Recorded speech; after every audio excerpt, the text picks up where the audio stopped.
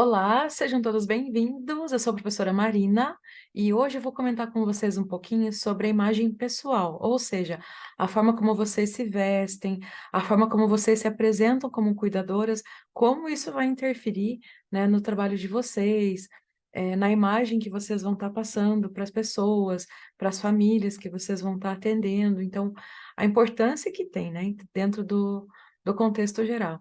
Então, vamos falar um pouquinho sobre essa apresentação de imagem. Então, o que que é imagem profissional? Os primeiros contatos são fundamentais na construção de uma imagem, e essa imagem, então, vai depender especialmente da forma como o cuidador estará vestido, da postura corporal e do modo como se expressa nas conversas. Então, é extremamente importante cuidar da aparência, cuidar da forma de se vestir, cuidar da postura corporal, ou seja, não ficar encurvado, demonstrar uma postura mais ereta, porque isso demonstra segurança, e o modo como se expressa nas conversas também. Então, não falar nem tão alto, nem tão baixo, então um tom mediano que dê para o familiar, para o idoso compreender o que vocês estão querendo comunicar, né? Em relação ao vestuário, então, essa questão do vestuário, pessoal, é extremamente importante. E, assim, é o requisito básico para vocês entrarem no mercado, como cuidadores. Então, a imagem profissional também mostra a imagem pessoal, né? Então, a vestimenta é importante. Não usar roupas decotadas, no caso de nós mulheres. Então, professora, mas eu gosto de usar decote, o que que tem? Ok, você pode usar nos seus momentos de lazer, né, para sair com as suas amigas, né, com a família, tudo bem, mas no trabalho não, tá? Então, no trabalho não pode usar decote. Ou roupas, porque acaba sendo, chama a atenção, né? Então, a gente não tá ali para isso, a gente tá, tanto que o jaleco, ele já é utilizado como uma proteção, né, pessoal para nós, né? Então, é extremamente importante cuidar com esses detalhes também. É, não usar roupas curtas de jeito nenhum. Então, ai, professora, mas está calor. Não importa, a gente está lidando com saúde, nós somos profissionais de saúde e a gente precisa adaptar as roupas, né, o vestuário com o nosso dia a dia. Então, é importante comprar uma calça confortável, pode ser um tecido mais leve, né, para não ser um tecido tão grosso, né, para não ficar tão quente, mas ao mesmo tempo não pode ser também um tecido transparente, porque a gente sabe que quem utiliza roupa branca, então a roupa branca, se colocar um tecido muito fininho, aparece vários detalhes, e enfim, então aí fica totalmente antiprofissional isso, né? Então é importante tomar muito cuidado com essa questão do vestuário, né, da roupa muito justa, ou muito decotada, ou muito curta. Então, procurar utilizar roupas confortáveis, se for necessário, um número maior mesmo, porque, assim, nós profissionais, a gente não está ali para ficar bonita especificamente, a gente precisa estar apresentável, mas não significa que a gente tenha que estar colocando a vaidade acima de tudo. Então, é importante também tomar muito cuidado com essas questões. E o oposto também, né? Então, roupa suja ou amassada. Então, quando você chega num plantão, né, num atendimento com um jaleco amassado, uma roupa curta, isso já demonstra que você não está cuidando com a tua autoimagem, né? Então, é extremamente importante sempre atentar com esses detalhes também. Cabelo preso, então, outra coisa extremamente importante. Em relação ao cabelo preso, principalmente para quem tem cabelo comprido. Então, por exemplo, que nem o meu cabelo é bem curtinho, mas se eu for realizar um procedimento, alguma coisa que tenha coisas invasivas e tal, aí eu também coloco uma faixinha, mesmo tendo cabelo curto. Então, assim, o cabelo curto, quem tem cabelo bem curtinho, não precisa se preocupar com isso. Mas quem tem cabelo comprido é extremamente importante prender, tá? A gente que tem cabelo curtinho, a gente põe atrás da orelha, a gente dá um jeitinho. Mas é extremamente importante, então, cuidar com a questão do cabelo, porque demonstra tudo isso, a imagem profissional. Unhas curtas e preferencialmente sem esmaltes, então a gente sempre, como a gente sempre vai estar atuando com o cuidado, com o paciente, né? Então é importante a gente estar com as unhas curtinhas, né? E se colocar um esmalte bem levezinho, uma cor mais puxado, uma cor mais básica, nada de uma cor muito chamativa, né? Então, uma coisa bem discreta, tá? E brincos, se vocês utilizarem brincos, então, de preferência, brincos pequenos, porque imagina chegar a atender o paciente idoso com uma argola gigante, né? O idoso vai lá e ele vai se apoiar na tua argola, tem que pensar nisso também. Então, o brinco grande, ele acaba sendo um risco para vocês também. Então, não só para o paciente, mas para vocês cuidadores também. Então, extremamente importante. Lembrando que essa regra vale para todos os profissionais de saúde. Todos os profissionais de saúde, a gente sempre vai estar seguindo essas regras de imagem profissional e imagem pessoal também. Outra questão extremamente importante, então, em relação às atitudes. Então, sempre procurar ter educação, simpatia e seguir os princípios éticos. Lembrando que, assim, simpatia, pessoal, não significa que você tenha que fazer amizade com todo mundo e querer tratar todo mundo como se fosse da família logo de cara. Não, não nesse sentido. Simpatia é o simples fato de sorrir, é o simples fato de estar se comunicando, né? E, ao mesmo tempo, demonstrar um sorriso, uma tranquilidade, tá? Então, isso é ser simpático. E seguir os princípios éticos. Então, né, que já vamos falar, a gente já falou sobre isso na parte da legislação, mas é extremamente importante estar reforçando, né? Então, compromissos éticos, isso que é o que vai garantir a, que vocês continuem no mercado de trabalho. Isso vale para qualquer profissão, né? Comunicação, pronunciar corretamente as palavras, então, cuidar com o volume da voz, então, como eu comentei, não falar nem tão alto e nem tão baixinho, então, um volume moderado, velocidade da fala também moderada, nem tão devagar, nem tão rápido, e principalmente cuidar com o vocabulário, ou seja, procurar não utilizar gírias no ambiente de trabalho, porque isso vale para qualquer área, né? Independente se vocês estão só na área da saúde ou em outras áreas também. Então, são dicas que a gente sempre vai dar, né, em qualquer ambiente que vocês atuem no trabalho. Outra questão muito importante é sobre a imagem profissional, né, em referente à postura. Então, a pessoa que possui ombros caídos, então, quadris desencaixados, postura cabisbaixa, demonstra, então, de certa forma, desmotivação, cansaço e desânimo. Então, quando você chega no trabalho, né, com a postura toda abaixada, toda desanimada, olhando para baixo, então, já passa essa imagem de que você não está motivada com aquilo que você faz, né? Eu não digo que todos os dias vocês precisem estar todo dia motivada, porque a gente é ser humano, claro, tem dias que a gente não vai estar bem, mas aí é importante vocês também aprenderem a separar o lado profissional do lado pessoal. E se tiverem tendo essa dificuldade, procurar ajuda com psicólogos, tá? Então, nós que trabalhamos com seres humanos, a gente tem uma necessidade enorme de fazer terapia, para que a gente consiga lidar com as nossas emoções, a ponto de saber separar as nossas emoções pessoais da vida profissional, tá? Então, isso aí é muito importante. O que reflete na postura, né? Então, a postura acaba refletindo a nossa questão emocional. Então, quando a gente está bem emocionalmente, a nossa postura vai estar com certeza mais retinha. E quando a gente não está legal, a nossa postura também já não vai estar legal também. Tá? Então, é super importante cuidar da postura para a imagem profissional também. Aí aqui eu coloquei uma diferença, né, entre pessoas que estão felizes e pessoas que estão tristes. Então, as pessoas que estão felizes, elas são o quê? São autorresponsáveis, elas sentem gratidão, elas perdoam, elas validam, elas conversam sobre ideias, elas querem que os outros vençam, elas partilham informações e pensam positivo. Já as pessoas tristes, elas sempre vão culpar os outros, então sempre a culpa vai ser dos outros e nunca delas, sempre vão ser donos da verdade, então sempre a verdade vai ser sobre eles, né? Eles vão ser a verdade, vão carregar a verdade sobre tudo.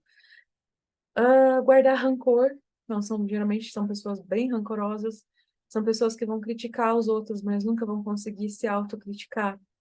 São pessoas que fofocam sobre os outros, né? Mas não conseguem olhar para si e ver os seus erros.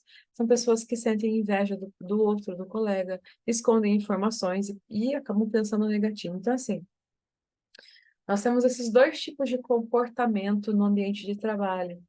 E quando a gente fala de inteligência emocional, hoje em dia, inteligência emocional é o que mais garante que a gente continue no mercado de trabalho. Por quê?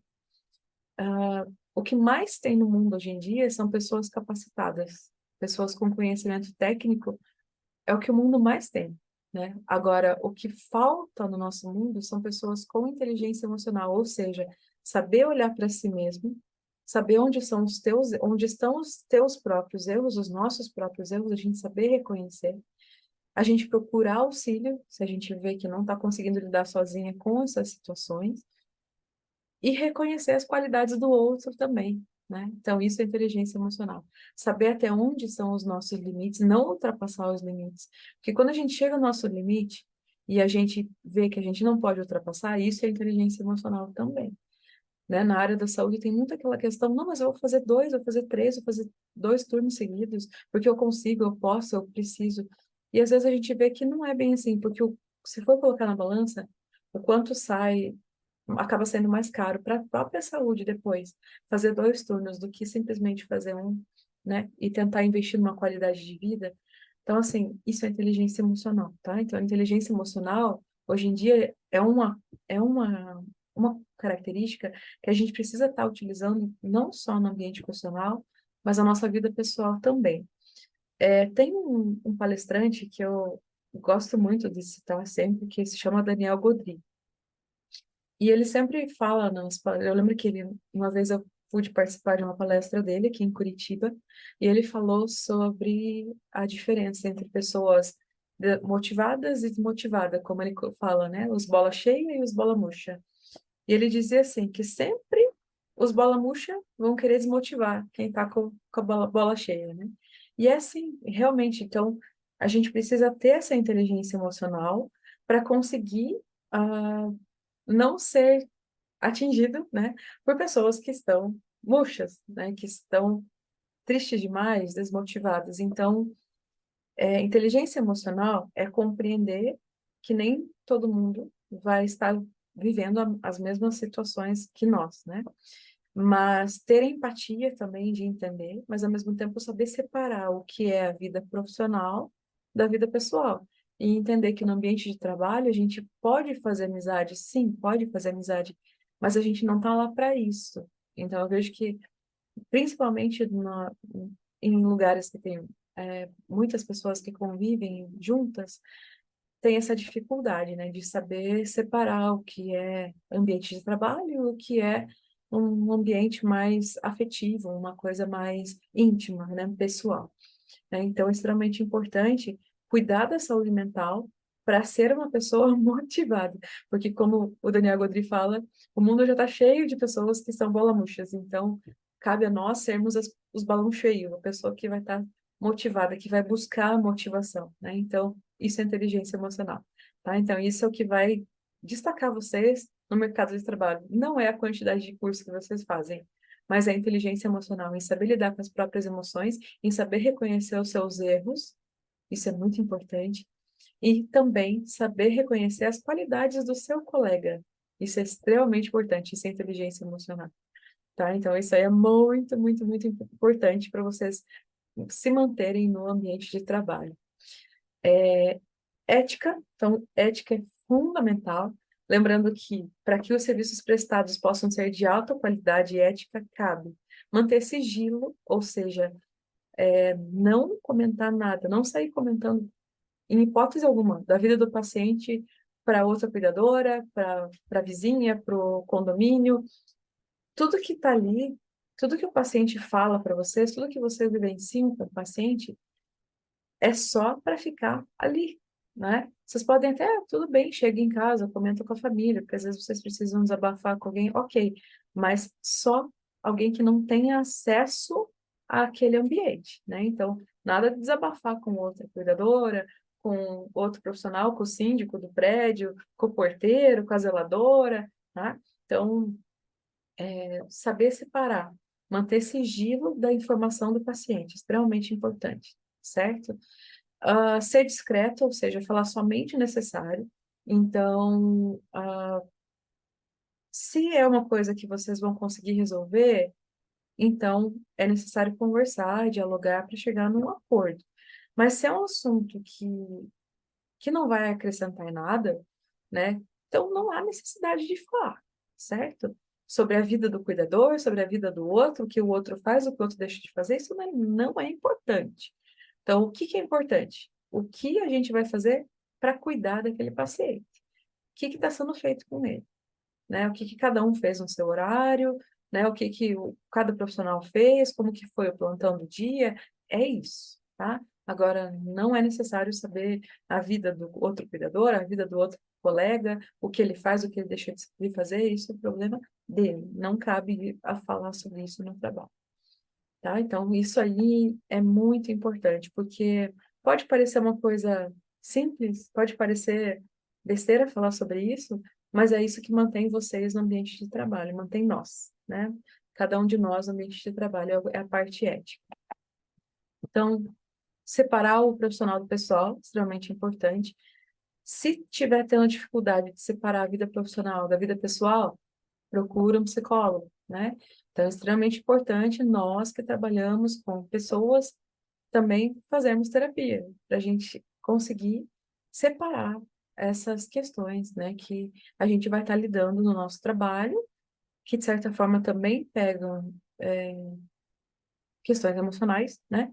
Separar isso das nossas questões pessoais. Então, saber separar esses dois lados, tá? Extremamente importante. Ética com a decisão médica e da família, então, respeitar tudo que for decisão médica e da família, entender que foi uma decisão conjunta, então não foi simplesmente o médico que chegou lá e impôs uma decisão, ele teve também que conversar com a família para chegar nesse acordo, né, sobre o procedimento a ser executado, a medida a ser executada com esse paciente, por exemplo, paciente paliativo, né? Paciente que a família aceitou ou não aceitou paliativar. Então, é extremamente importante manter a ética em todas essas situações, certo? E aí, eu vou comentar com vocês também um pouquinho sobre a visão empreendedora do cuidador. Então, o cuidador assim, como você já deve ter ouvido falar, é um profissional autônomo, né? Então, não existe conselhos de cuidadores, o cuidador também não é enquadrado ainda, né? E não tem uma previsão para que ele seja dentro do conselho de enfermagem, então, o cuidador é uma profissão livre. E ser uma profissão livre, então, é muito importante pensar como empreendedor. Então, empreendedor é a pessoa que usa os seus talentos, né, seus conhecimentos para atender às necessidades das pessoas. Em um ambiente domiciliar, como será que o cuidador poderia agir de maneira empreendedora? Então, assim, hoje em dia existem cuidadores, né, que fazem o MEI. Então, o MEI, ele também já trabalha com cuidadores formais ou informais. Então, o microempreendedor individual, ele também pode ser, né, o cuidador também se enquadra em microempreendedor individual. Por que isso? Porque é uma profissão que tem uma procura muito grande e a tendência é ter cada vez mais, né? E é uma profissão que não exige faculdade, não exige uma formação específica. Então, é um curso livre, por isso que ele é considerado como curso livre. Por ser curso livre, entra também nas profissões livres, né?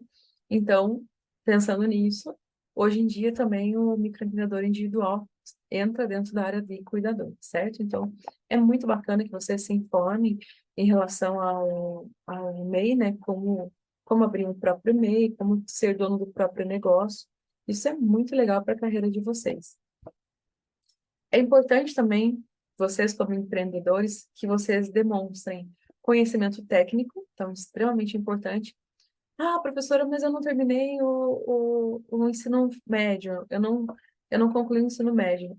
Tudo bem, mas existem cursos que vocês podem estar fazendo sem o nível médio, né? Que é um curso de profissionalizante, cursos extras, né? Então, existem vários cursos que vocês podem estar aprendendo dentro da área de vocês que não precisa necessariamente ter uma formação profissional, né?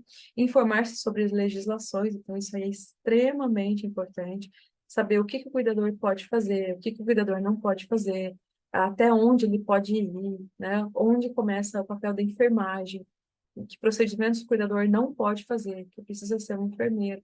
Então, é importante vocês saberem sobre legislações. Estatuto do idoso também, né? Então, muito importante, direito do idoso, acessibilidade e tudo mais. Conhecer a anatomia humana e o processo do envelhecimento, então, é outro item super importante para vocês, como cuidadores, né? Dominar as ações do cuidado, então, todas as técnicas que são cabíveis a vocês, cuidadores, e, principalmente, como eu comentei, apesar de tudo, isso, o mais importante é ter inteligência emocional, certo? Porque, principalmente na profissão de vocês, que é a profissão mais humana que existe. Então, vocês são a profissão mais humana que existe nesse mundo. Então, é extremamente importante trabalhar esse lado da inteligência emocional. Hoje em dia, o que mais, novamente, eu vou repetir, o que mais garante a colocação no mercado de trabalho, independente da área que seja, é a inteligência emocional. O que é inteligência emocional? Novamente, é saber reconhecer o seu próprio valor, é saber reconhecer as suas próprias limitações, é saber reconhecer as suas próprias dificuldades, as suas qualidades. Então, entender o que vocês conseguem fazer com maior facilidade, o que vocês têm mais dificuldade de fazer, é se autoanalisar, se autoavaliar, procurar ser melhor cada dia. Isso é inteligência emocional. E o que que não é inteligência emocional? Botar a culpa no outro, dizer que a culpa é do colega, que a culpa é do contratante, que a culpa é não sei de quem, a culpa é sempre do outro, né? Não estou querendo dizer que não pode acontecer do colega errar, do contratante errar, isso pode acontecer.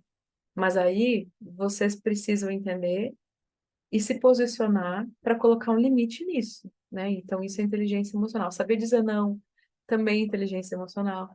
Então, tem muitas características que a gente precisa aprender a desenvolver, né, dentro da inteligência emocional para continuar no mercado de trabalho, independente da área que vocês estejam atuando, se é área de cuidador somente, se é área de hospitalar, se quem quiser ir para a área de enfermagem posteriormente, ou até mesmo quem trabalha em comércio, né?